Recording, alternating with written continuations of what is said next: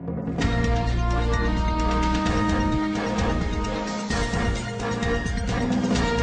pasti baru kita kasih tahu. Tapi kalau belum datang ke sini janganlah dulu.